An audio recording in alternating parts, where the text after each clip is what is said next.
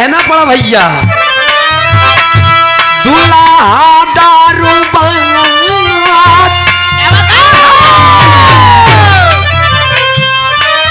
मेहरारू अपने दुल्हा के विपद बतावत बा कि अरे बाप रे बाप, सहेली से अपने कहत बा कि हम इतना झेलत ही जेकर कोनो हद नहीं बा। का बताए?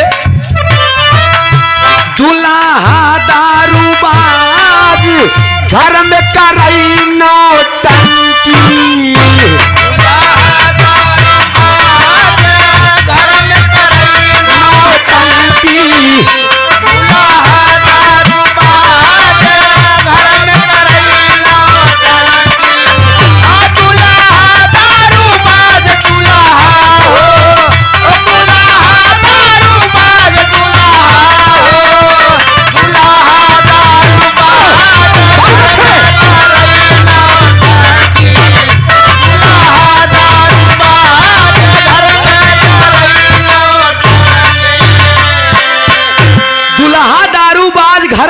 नौटंकी।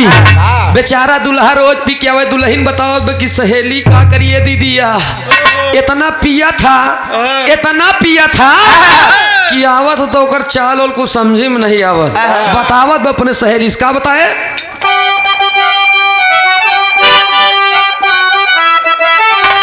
कहे बहु लंबी लंबी हूँ कथा, चाल चले गधा के जैसे बाती से बनई नवाब,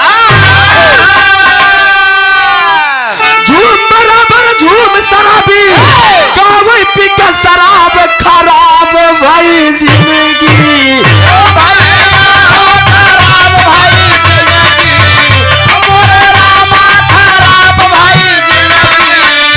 ओ दीदी लिया वही नबी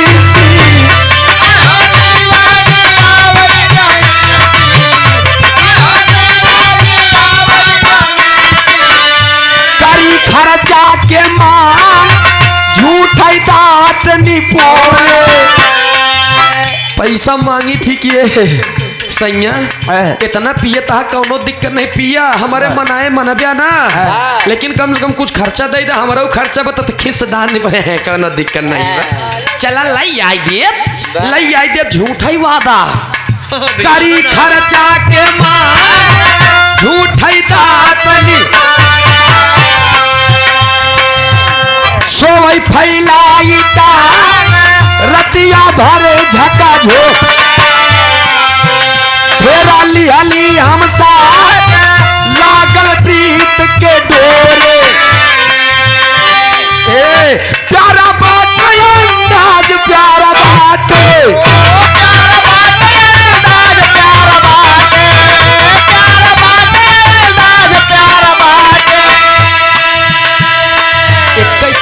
कि जब वो नशा उतर जाता तब हमका बहुत प्यार से माना था। बस यही इतने पे दया आवा था। लेकिन पैसा प्यारा बात अंदाज प्यारा बात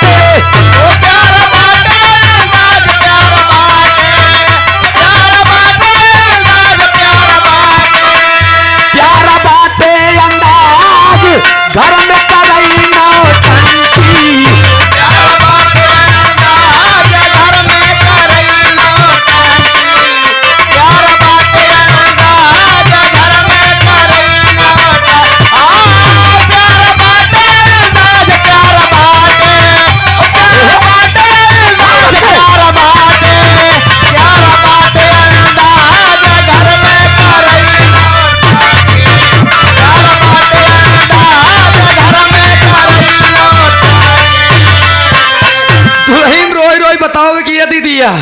एकदम जब चले लगा तो गधा नहीं लटपटात की आई। गधा जैसे चाल चलाई बाती से बने नवाब। बात जौन जौन बोली इनसी बड़ा नवाब भाई क्यों नहीं बा। तो यही बरऊ बताए कहे कि झूम बराबर रूम शराबी गावे पी के शराब खराब भाई। जिंदगी हमका ना ही पता रहा कि हमारा जिंदगी नाश हो जाए ऐसे। लेकिन अगले लाइनिया में फिर बताओ कि और का करा था जब पी के आवत था।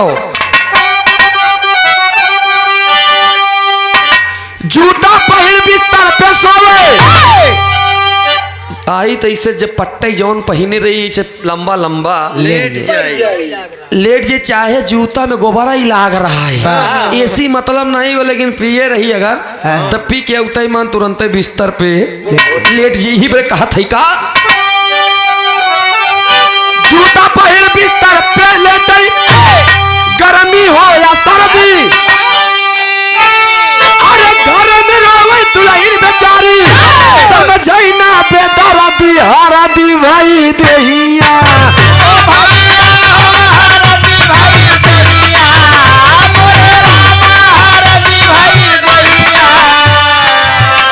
दुखावा से लगल बा नैया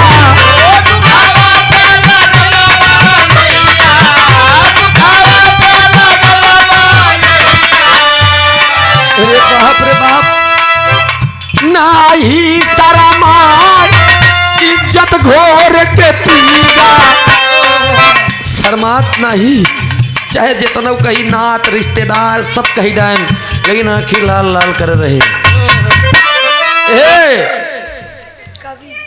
कौन कवि जी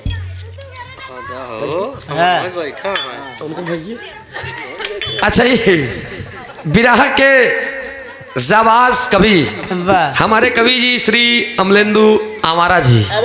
हाँ इनकर एक बात यह है क्यों मानते नहीं जल्दी इनकर एक बात यह जनता का जनता का बताई दे कवि जी बताई दे का माँ बाप का दुत्कारा हूँ दुत्कारा ही रहूंगा जाई दिया बताई दे मैं को बंद गई ए भैया देखा डाला जी माँ बाप का दुत्कारा हूँ दुत्कारा ही रहूंगा। मैं अगर आवारा हूं तो आवारा ही रहूंगा और जब तक दहेज में पाकिस्तान न मिल जाए तब तक कुंवारा हूं तो कुंवारा ही रहूंगा। 100 रुपया पुरस्कार हमारे कवि जी श्री अमलेंदु आवारा जी। 101 रुपया पुरस्कार है वो हमारी नहीं रड़ू भैया क्या कर जैसे बाप वैसे बेटवा कहना पड़ा मार साहब बहुत बहुत स्वागत हम चाह एक बार तरी मंचवा पाई जाता बिक्की तोहार और हम दोनों जने स्वागत कह दे आवा कहे नाही शरमा इज्जत घोर के पीगा रोवई घरवा में ना आंसू से या चला भीगा सिनावा पे प्रयाग सिनावा में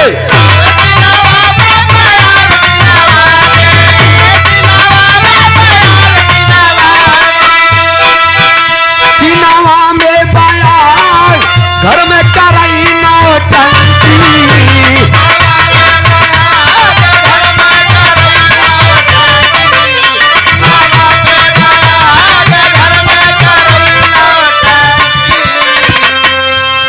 चलते चलते गुरु घराने के परिचय में कहना पड़ा यही से लास्ट लाइन बा और सब चली चलक बेल कहे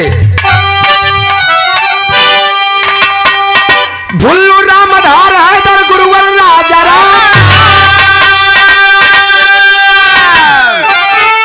अरबी में कभी अमलेंदु साथे कभी तेरा दे श्याम आराम न पा